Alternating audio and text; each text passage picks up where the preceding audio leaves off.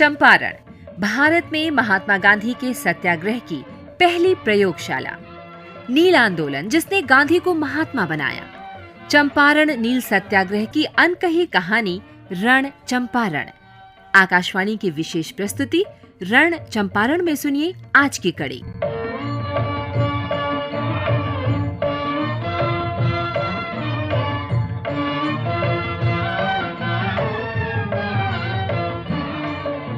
कलकत्ता रवाना होने से पहले महात्मा गांधी ने पीर मोहम्मद मुनिस की लंबी चिट्ठी का जवाब लिखा, जिसके साथ उन्होंने चंपारण पर लिखे अपने कई लेखों की प्रतियां नत्थी की थीं।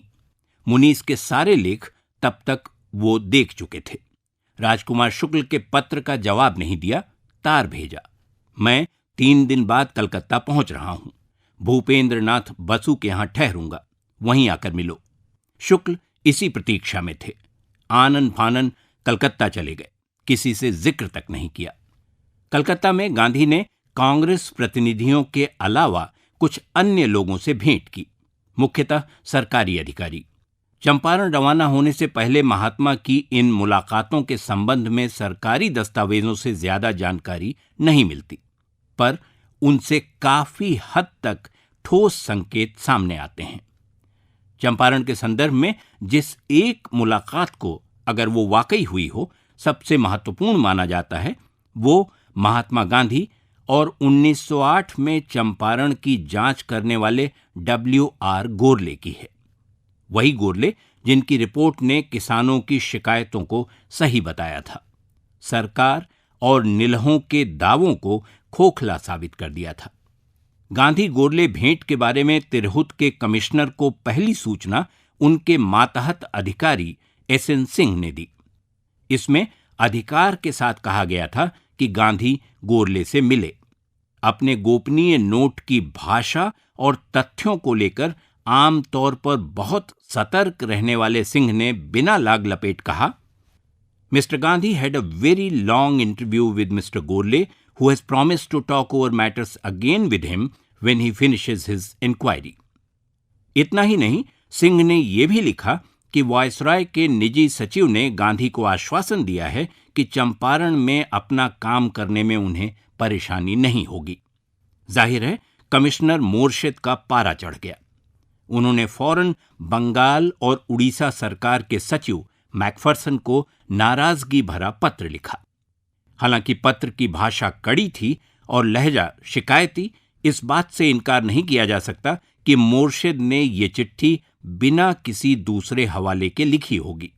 उन्होंने पत्र में लगभग वही बातें दोहरा दी जो उनके निजी सहायक ने लिखी थीं, ये कि गांधी ने गोरले से बहुत लंबी बातचीत की और चंपारण से लौटकर दोबारा मिलने का आश्वासन दिया।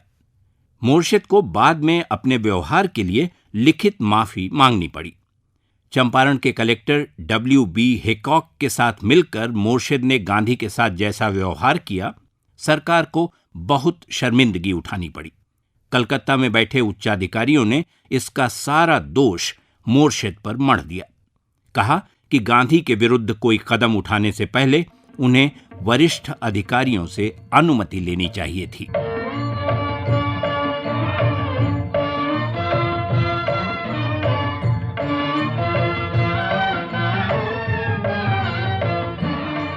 मैकफरसन को भेजी चिट्ठी में मोर्शेद ने अपने निजी सहायक का नोट साथ लगा दिया था।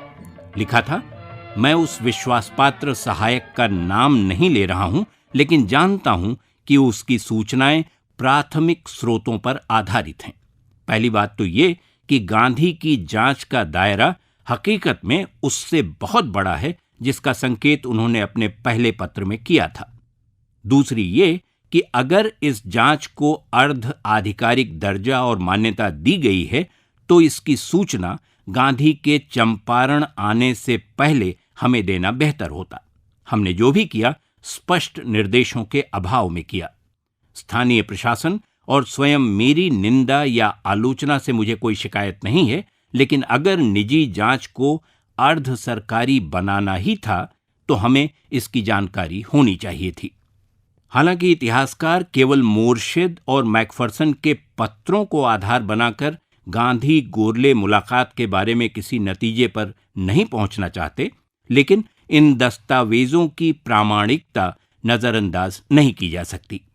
लेखक और शोधकर्ता भैरवलाल दास कहते हैं कि इस भेंट की न पुष्टि हो सकती है न खंडन। उस समय में तिरहुत के कमिश्नर मोर्शीद साहब ने एक जगह संदर्भ किया है जो गांधी जी की मुलाकात गोडले से कलकत्ता में हुई थी, लेकिन इस पर में संदेह करना या विश्वास करना अभी वैसी स्थिति नहीं है, क्योंकि उसमें किसी तरह की तिथि का वर्णन नहीं है या गांधी ने अपने दस्तावेज में कहीं ये नहीं जिक्र किया है जो उनकी मुलाकात गोडले से हुई थी। महात्मा गांधी ने कलकत्ता में अपनी गतिविधियों का जिक्र करते हुए इसका उल्लेख नहीं किया कि उनकी भेंट गोरले से हुई। आत्मकथा मौन है और पत्रों में भी गोरले नहीं हैं। सन 1919 में लिखी राजेंद्र प्रसाद की किताब में भी यह घटना दर्ज नहीं है। डीजी तेंदुलकर की किताब में भी नहीं। लेकिन पुष्यमित्र कहते हैं कि चुप्पी तथ्यों का विकल्प नहीं हो सकती। हो सकता है कि गांधी जी सोचते हो कि इसको बताया ना जाए, या हो सकता है कि एक प्रिजम्पशन भी रहा हो मुजफ्फरपुर के कमिश्नर का, लेकिन वही एक पत्र है। बंगाल सरकार निश्चित रूप से महात्मा गांधी को अपने जमीनी अधिकारियों से बेहतर समझती थी। मैकफर्सन का जवाबी पत्र इसका प्रमाण है। उन्होंने मोर्शिद को लिखा, सरकार की शिकायत इस बात पर है कि आपने गांधी पर अपराध प्रक्रिया संहिता के तहत कार्रवाई की, सरकार से नहीं पूछा। आपसे ये समझने में चूक हुई कि फौजदारी कार्रवाई करके गांधी की जांच को दबाया जा सकता है। दक्षिण अफ्रीका में गांधी का रिकॉर्ड देखते हुए आपको इसकी अनुमति लेनी चाहिए थी। मैकफर्सन ने एहतियातन ये भी लिखा कि सच्चाई जानने के लिए वो गोरले से पूछताछ करेंगे, पूछेंगे कि अगर उनकी गांधी से भेंट हुई तो चर्चा के मुद्दे क्या थे। वायसराय के सचिव से गांधी की मुलाकात के बारे में उन्होंने कहा, मुझे इसकी जानकारी नहीं है। पुष्यमित्र कहते हैं कि मोर्शिद को अंत तक जवाब नहीं मिला कि गांधी गोरले मुलाकात हुई या नहीं। उधर से कोई जवाब ही उनको नहीं मिला कि हाँ मुलाकात हुई या नहीं हुई। ये पत्र केवल है जो संकेत करता है कि शायद गोरले की मुलाकात महात्मा गांधी से हुई थी। महात्मा गांधी और WR गोरले की कथित मुलाकात की आग चंपारण में लगातार धधकती रही। कमिश्नर मोर्शिद को अपने कदम पीछे खींचने पड़े। गांधी की गिरफ्तारी का समन भेजने वाले कलेक्टर हेकॉक शांत हो गए। ब्रितानी नौकरशाहों में गोरले को नियम नहीं क्षेपक माना जाता था, पर महात्मा के मामले में उनका आकलन एकदम सही साबित हुआ।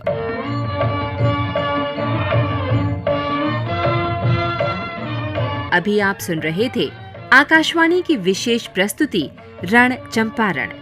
परिकल्पना, शोध, आलेख और स्वर मधुकर उपाध्याय। प्रस्तुति विनोद कुमार। अगली कड़ी कल इसी समय इसी चैनल पर।